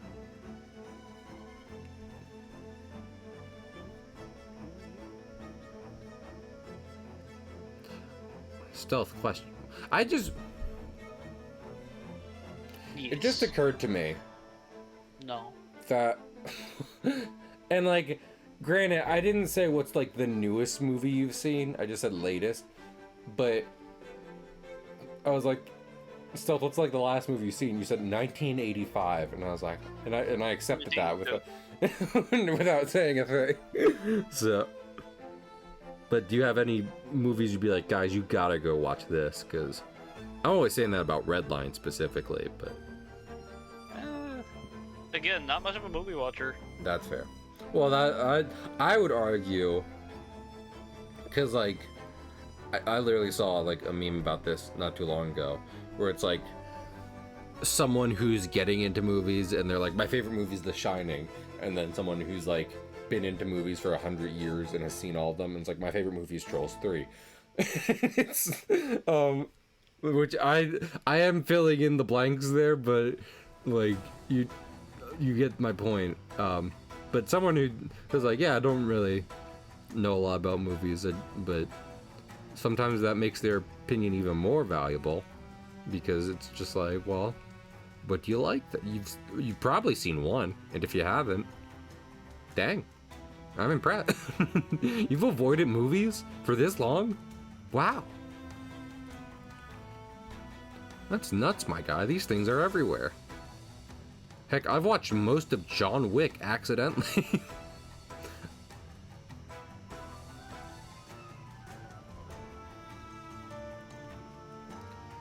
I feel like I was gonna say Universal, but obviously not everyone grows up in a place where like you always have the TV on.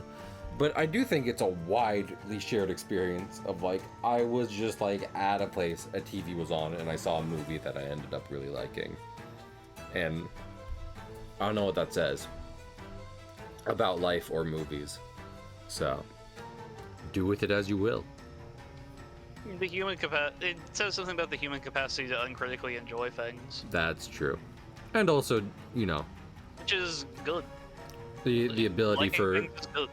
I agree. And also the ability for some movies to really like capture someone, even if something else random is going on. Like if you're at a party or whatever. You're like, I don't remember the party, but I remember watching fucking whatever the hell.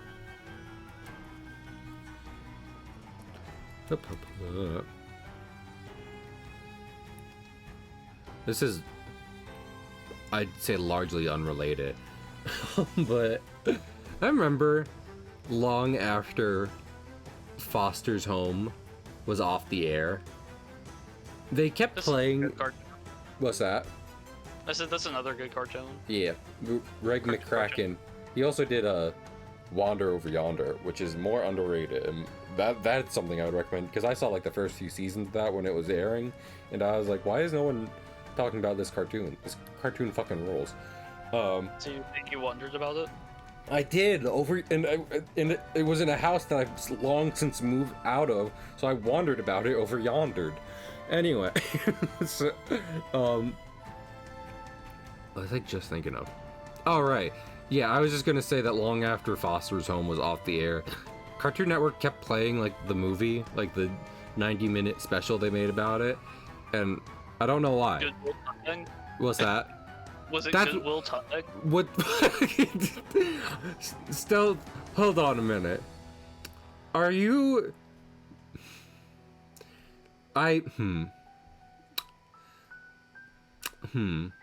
Stealth. Are you trying right now to me? Are you trying to sell to me in chat that the made-for-TV movie for the successful Cartoon Network animated program Foster's Home for Imaginary Friends was an adaptation of Goodwill Hunting, starring one of the main characters named Wilt? Yes, that is correct. Now, Stealth, do you know that I've also never seen Goodwill Hunting, so I don't know where to go from here. I figured it was a good bet. You This is also a good bet. You know, fair enough. When he's got me, he's got me. It was a calculated risk. I'm shit at math, but hey, I get it right It sometimes. kind of worked out, you know, law of large numbers, which I also know nothing about because I'm bad at math, but Large number's scary, that's all I know. That's all I know. All I remember about the Foster's Home movie is, again, it was on Cartoon Network repeatedly after the show had stopped airing, like even reruns. And I was just like, man, I miss Foster's Home. Why aren't they playing like just the cartoons, period? And then also, it was like in an imaginary world, and there was an entire section of the movie based off of Mario, the game series Mario. So. What? Yeah. What? I don't remember that at all. Yeah, there's like a whole section of the Foster's Home movie where like there. Well, are you thinking of the one where it's like the pilot of the series where they're where Blue is moving into Foster's Home, or are you thinking of the one after the the one in like the No, middle I was of the thinking of series? Good Will Hunting because it's real. Oh my lord. Cahill, how have you not seen Good Will Hunting? We've Good all Will seen Hunting it. is a 44-minute-long animated television film. Wait, Starring the cast of Foster's Home for Imaginary Friends. It originally aired on Cartoon Network during Thanksgiving Day of November 23rd. this is a real thing? 2006. I thought you were fucking with me. What the? I just remember this being an episode. I do remember this. I don't remember who was thinking of. I didn't remember it being like a whole movie. I just thought it was an episode where Wilt had character development. You know, like you do. Also, let me see. Foster's Home movie. Destination Imagination. Destination Imagination Yeah, don't say that one. is a television special for the plot of the special follows Frankie, who becomes trapped in a huge mysterious world where she is treated like royalty but forced not to leave. Blue, Mac, Coco, Eduardo, and Wilt, who is hunting, journey through the world to rescue her, facing perils and challenges along the way.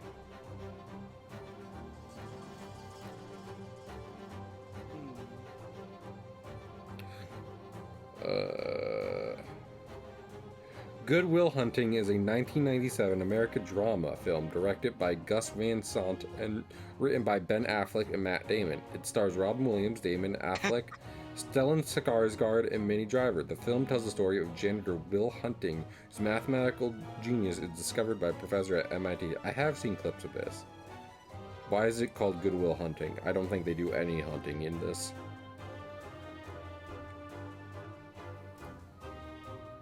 Also, I need to watch more, like, you know, well-made classic movies, but I wasn't going to go see Mickey 17.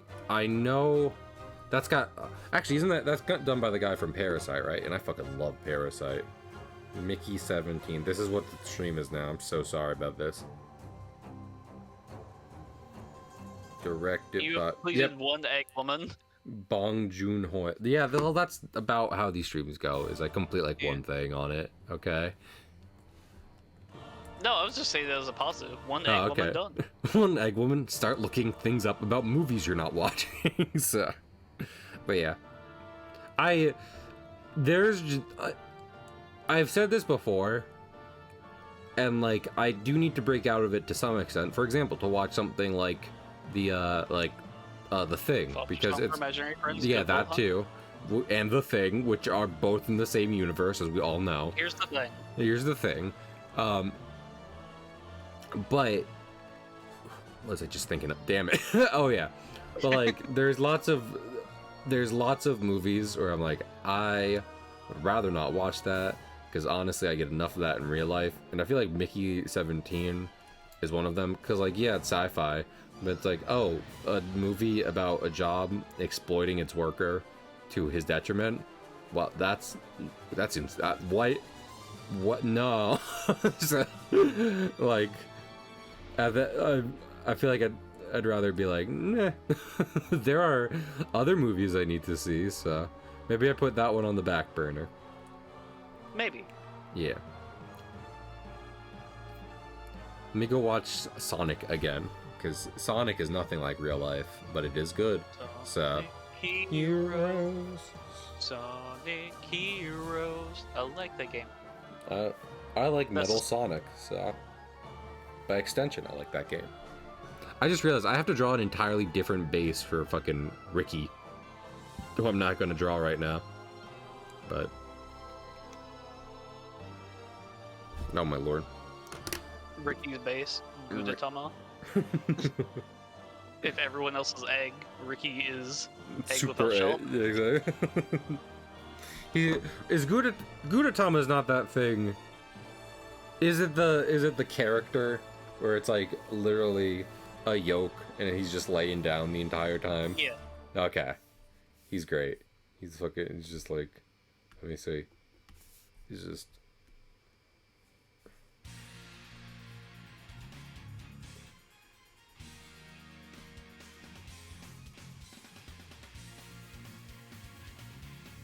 Quickly, Rizzy Skippo, take me to the octopus.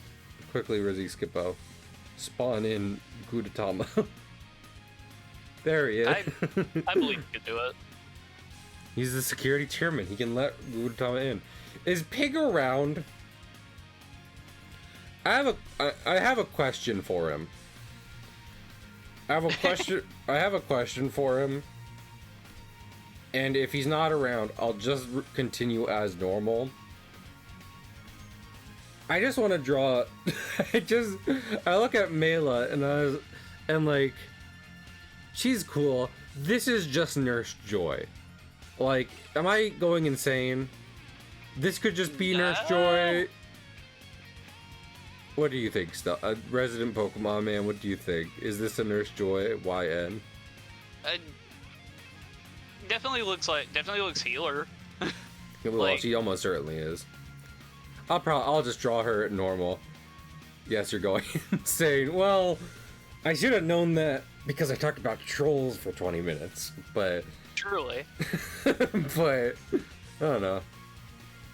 Maybe it's just because she's got a pink dress and a funny hat.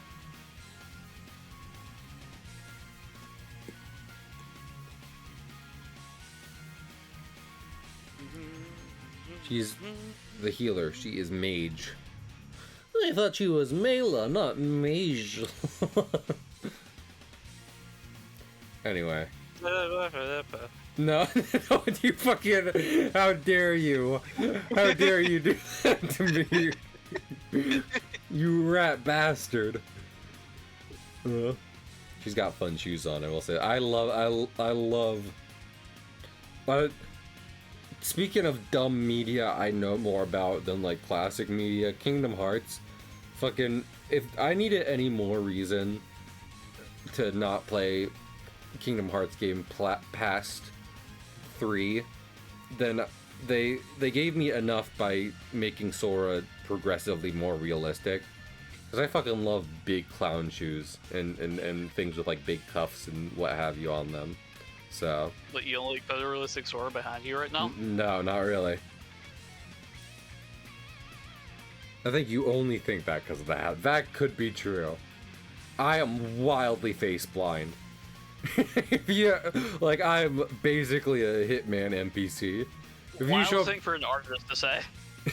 No, you say that. Do you know who Bruce Timm is, Stealth, or no?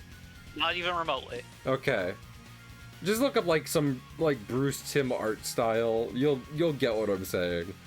But yeah, I like you could come back wearing a different outfit, and I'd be like, well, this is probably a new person. That other person wasn't wearing a different outfit, so that like this person has to be someone else. I had a really hard time learning how to do faces, and in some ways I'm still not good at them. So I'm willing to admit that. Every artist has to learn how to overcome some kind of shortcoming. Adjust, overcome, then readjust, undercome, and then just write. Yeah, sure. This progression art. Every artist has to come again. Alright, Bucky, calm down. Yeah. Listen. He's in my mind. He's doing it. Exactly, and he's doing it over and over and over again. She's probably wearing heels. I like this better. So she's getting little booties. You know what it does remind me of, actually? What, her outfit? Yeah, What's that? Alumu armor. Palumu. Oh, from World. That's another monster I haven't fought yet. Palumu armor. I can't remember if it's the low rank, high rank, or master rank, but it's one of those. No, I see it. I already see it. Just by looking at the initial Google images.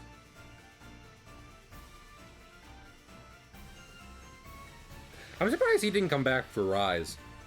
Like, I can get why they wouldn't bring Mr. Long back for a one monster rampage, because like that is a big undertaking. But I don't know. I feel like Bat that kind of floats aimlessly about in the air would be perfect for Wirebug combat.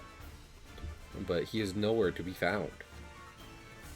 He's still in the New World, just hanging out, floating peacefully. Now that everyone's in the fucking Forbidden Lands, which aren't so forbidden anymore. There's fucking 1 million people in there. Hey, Stealth, can I ask you a weird thing, which maybe only I care about? And I've already made myself look like a big enough of a nerd on this stream anyway, so in for a penny, in for a pound. When you play Monster Hunter Wilds, well, yes, but no. When you play just a new Monster Hunter, do you see your hunter as like a new guy, or do you see it as the same hunter returning for a new mission? Different members of the same family. Oh, I forgot you have that whole thing. Okay. For me, I go the route I go with in I don't know if I do this for every game series, but like I go with what I do in Pokemon, where it's just like this is the same guy, just kind of starting over again, being just like, okay, I climbed the highest mountains before, so let me look for a new challenge. You've done it before, you can do it again. Exactly. Don't hurt my baby, but also she must be rotund. Well, I was gonna say I'm just gonna draw her like Nurse Joy, but then Trom, Gold, and Stealth called me crazy, so you didn't even need to intervene on that one. Yeah. Kind of much in the same way I enjoy, playing new game releases. I think my guys kind of got a shonen thing about them, where it's just like, listen, I reached to the top in that last place, so I'm gonna start in a new one now, and I'll be back, but I'm for greener pastures right now. Bye. Mela is Battle Mage. Yeah. It's just something. Pink dress and funny hat made me be like, Nurse Joy. She would like to heal your Pokemons now, please. Thank you.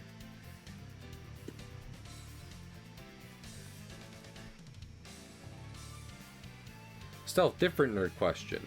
Do you think there's one Fatalis or many Fatalis? Well, not many, but more than one Fatalis. I'm not gonna lie, I have not even remotely thought about that. I think about Fatalis a lot. So. Like, I think there's many Chameleoses and Teostras and Kushaladeoras. I think they are dragons, but I think they pop up enough that, like, it is a species of dragons, not just one legendary creature. But something like Fatalis or Elatrion, I'm like, I think there might just be one of those guys, and they just pop up from now and then, so we can kick their ass. I'm just trying to think of how I'm about to do this lady's outfit right now. It's like, it's got this right, it's got boob window here, but then boob window has its own window, which then goes into these two different sections. And I just realized I can't draw on top of this because I'm on a layer below it. But you get what I'm saying.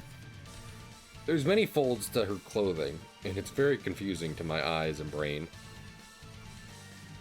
And my brain already wasn't working very well, so. I literally go over to the egg to be like, okay, I know how to do this now, and instantly her outfit, I've already forgotten what her outfit looks like, so it's going well.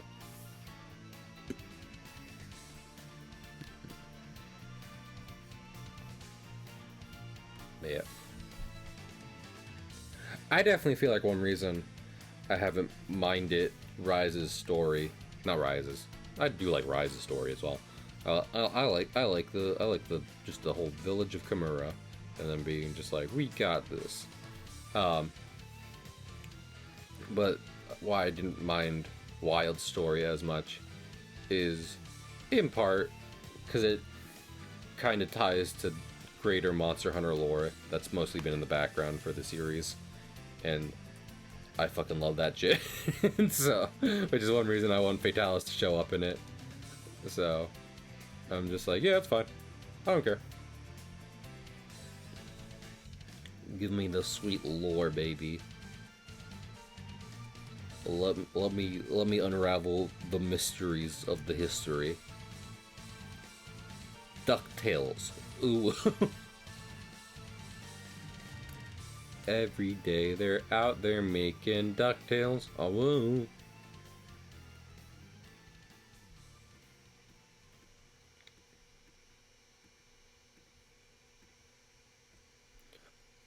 Also, I haven't fought GG Nox in 3 yet. I kind of hope he's in Wilds, just because I think it would be funny for her to be like, and now the not Kezu. Here you go. Have a good time. I will. That is actually. I didn't mention this, and my friends will probably call me crazy again for this. In 3, there's little baby GG Noxes running around the map. I think they're kind of cute. They look like fruit gummies. Gross fruit gummies, but fruit gummies nonetheless. So, they're just little squishy guys with mouths. And I'm just like, well, that's sort of adorable. He's chasing me.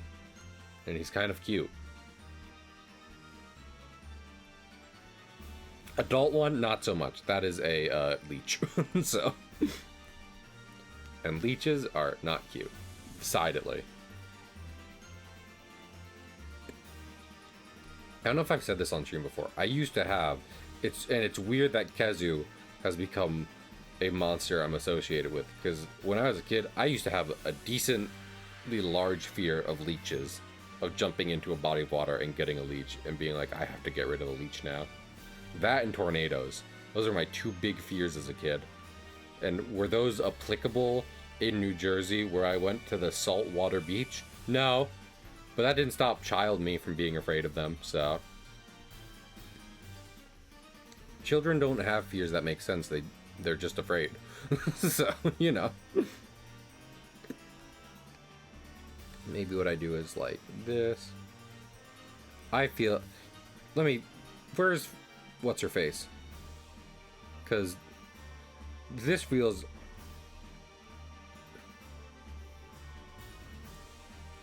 What's with Xenoblade and just taping things to ladies' hips?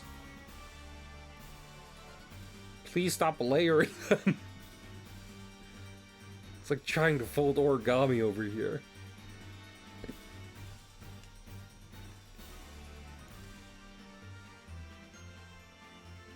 This is what I'll do.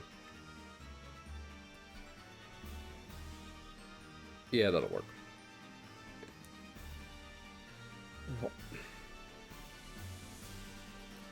Stealth, never abandon your log career for art.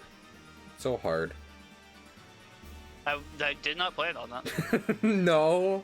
You were thinking about doing that? Nope. That's weird.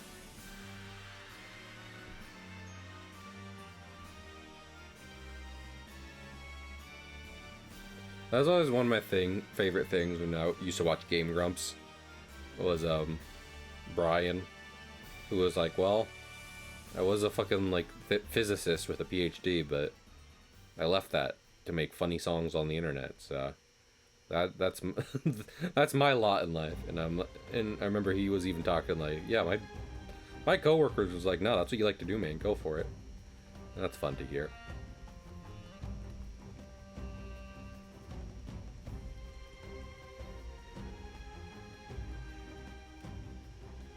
I don't think I've ever worked a job where like someone would be like, man, what a respected profession. So I don't think anyone would bat an eye and be like, I'm leaving to do art. Bye. Probably just be like, sick. See ya.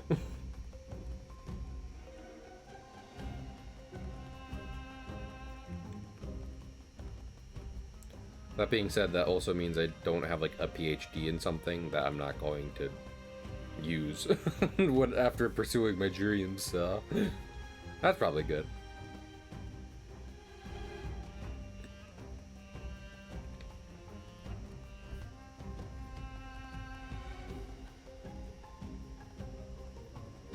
Honestly, I couldn't say how useful going to college for like animation and stuff was, but I liked doing it. I'm not sure how happy my family would be to hear that, but it was I did get value out of it, even if it wasn't in a professional manner.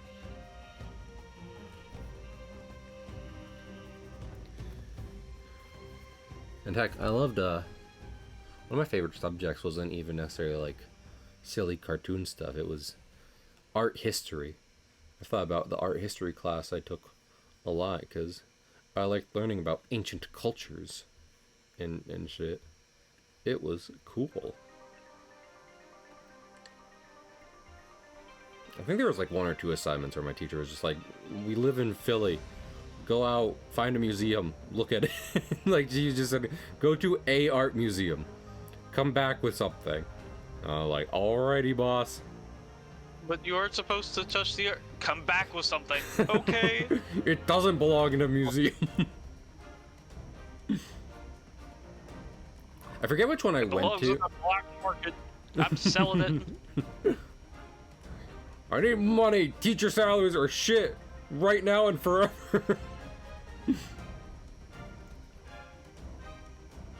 What was I thinking of? I remember one of the ones I went to. They had a lot of cool exhibits, a lot of them more related to what we were learning about, which is like ancient Mesopotamia. But then also there was a huge room it had. I could probably find the museum if I went back to Philly, but I haven't taken the time to go to a Philly museum in a hot minute since I graduated. But one of it had like a big old room, and it had a huge crystal ball in the middle. Like a legit Chinese crystal ball. It was like a solid foot wide, made of solid quartz that you could see right through. And that was cool as hell. I remember a lot about the Mesopotamian stuff they had there, and that. It was cool to see. I like museums. I know I come off as a dumb butthole who only knows things about the Trolls franchise, but believe it or not, I like going to museums and learning things. Have I done that recently? No, but you know, I like doing it. That should probably count for something, right? Yeah.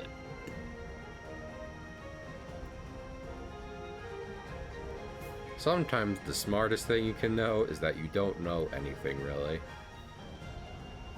And I don't know. It's an art perspective that most people should have. That more people right now should have. Please recognize that you don't know anything. I'm begging you. Please recognize your mistakes. There's still time. You sound like a fucking ghost from Christmas Carol. Please, there's time, Scrooge. Just recognize your mistakes. Yep. It is Christmas Eve. It's There's still Christmas time, but not a Eve. lot of it. The chains. Where Marley and Man. I remembered, I saw a thing recently remind me that the fucking Muppets attraction at Disney World closed. And first off, Stealth never got to go there, so I'm gonna go cry about that for roughly 3 hours, because that was one of their best attractions, and they were just like, Monsters Inc. And I was like, I don't give a shit about Monsters Inc. Bring back Muppet Vision. But also, they just should be making more Muppet movies all the time. I know that's a take everyone's had for like 20 years now, but Muppets are good. And if you don't know how that relates to A Christmas Carol, then I pity you. So,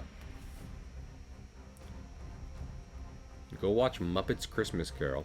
Cahill, it's fucking February. Go watch Muppets Christmas Carol. Do it now. We're Marley and Marley. Oh. Marley and Marley.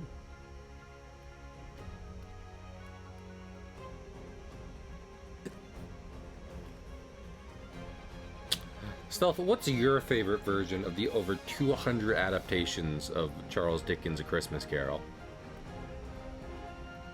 There's an easy answer to that question. What's that? The fucking Muppets one, of course. I was just checking. Listen, it's the best doesn't mean it has to be your favorite, so... I do need to watch Muppets Treasure Island. We've had this discussion on the stream every time before, but, as I've also said, the fact they don't have fucking Gonzo and Rizzo narrating it, tragedy. That was a golden premise. They haven't revisited it. Do it now. Make a Gonzo narrated movie now. Or I saw, that was another thing I saw recently, a movie trivia thing, was someone was holding up a Muppet animatronic, a Gonzo animatronic from Muppets in Space, and I was like, wow, that thing looks awful. And it's because they set it on fire for the movie. And I was like, okay. So this isn't like an old Gonzo that's been neglected. It was a slightly younger Gonzo that was purposefully neglected. Understood.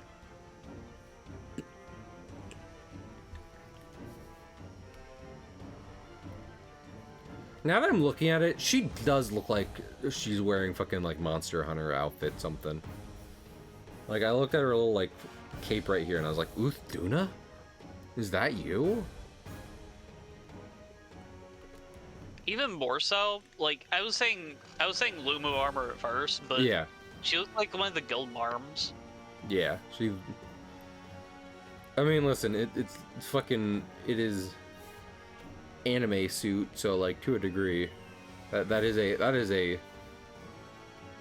it's she's just got a well, like, don't get me wrong, the rest of the Xenoblade cast looks great, trust me, I've been looking at them for a while, but I feel like she has an especially more coordinated outfit than some of the other folks, and that definitely lends itself to being like a set of armor from Monster Hunter, which when you put it all together tends to look like a nice outfit that they've created. Outfit. Outfit. Speaking of trivia I saw online and Monster Hunter, I literally just before I pressed the live button, I was watching shorts about Monster Hunter, and one of them was basically someone just being like, I like that Rathalos is in every Monster Hunter game, and I said, agreed. And I was like, me too. I can understand if someone doesn't like the Rathalos, I know that dude. I know, well you're joking, but that's legitimately how it feels. Like, you get through a good amount of a Monster Hunter game, and then it's like Rathalos. I was just saying that's what it's like. But like I get to it, and I'm like, I get to fight Rathalos again. Fuck yes! You get to fight Wispy Woods again. Oh, some enemies in a game, you just like fighting repeatedly. Okay, you like to see that they're back. So I love it when I load up my Pokemon game and Magikarp is there. So. It's like, oh, it's him. It's the guy.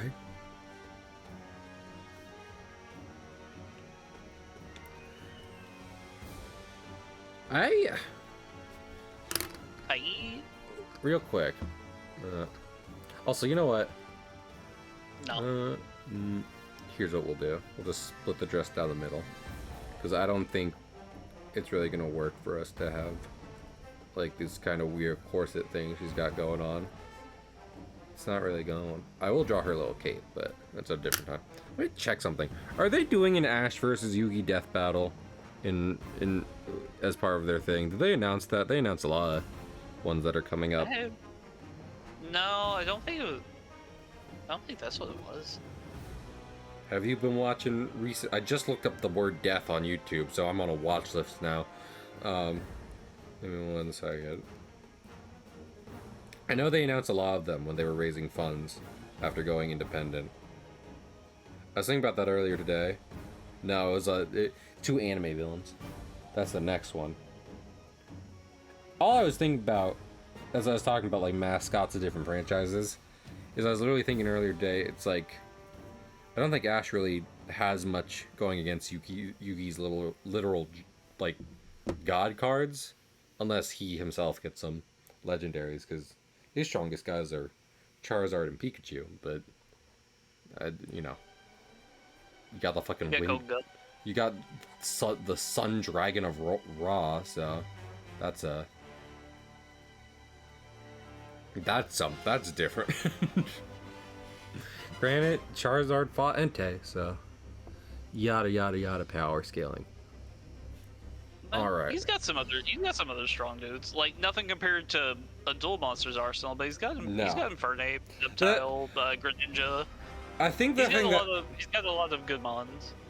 Because this is why I brought it up, because I was thinking about it earlier, and like I said, this stream has been one tangent to the other, which is why I'm about to raid someone. But regardless, because like on the surface, the thing that makes that battle weird is like I think someone who only kinda knows the two characters will go, well, Yugi just has cards, so Ash wins Pokemon. But Yugi's got like psychic powers. That's like the whole premise of Duel Monsters, is that they work on like a spiritual level, and then Ash doesn't really have anything to go against that, unless you bring Mind Crush wouldn't work on Ash, I don't think. Well, no, I'm not saying like Yugi just like the fucking Pharaoh wakes up and dominates Ash's will. Like he's stronger than that, obviously, but he's just not like. I mean, he's pure of heart. Yeah, but also, like, the kind of stuff the Pharaoh can do at like peak magic bullshit levels, I think is kind of starts circumventing a lot of Ash's strongest like team and everything, because I don't know if they've competed against something like that or have the power to, but I don't know. If that is a death battle, then we can just let them in. That's why everyone's just like, well, death battle isn't that good. And it's like, listen, I don't care to have these conversations online or do the research or math myself. Math is scary. So the number we have talked about is scary. I know. So I'm okay letting them. They say that fucking Superman wins every time. I'm okay. Yeah, okay. Sorry, did you say a number with Ilian at the end of it? I'm out, bro. Did you say you multiplied that number with million? Yeah, no, I'm good. I'm good, actually. Anyway, let's raid Sar.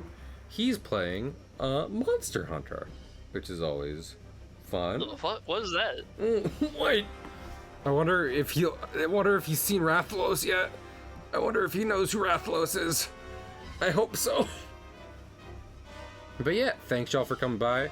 We're going to be back next week, and I will be starting off next week with actually, I think I'm going to start off next week with some art, and then, like, you know, do more of this, and then move on to being like, hey, let's play some more Monster Hunter. Start checking some to-dos off my list, and then maybe open it up to chat. So I hope to see y'all there. And yeah, have a good week. Bye.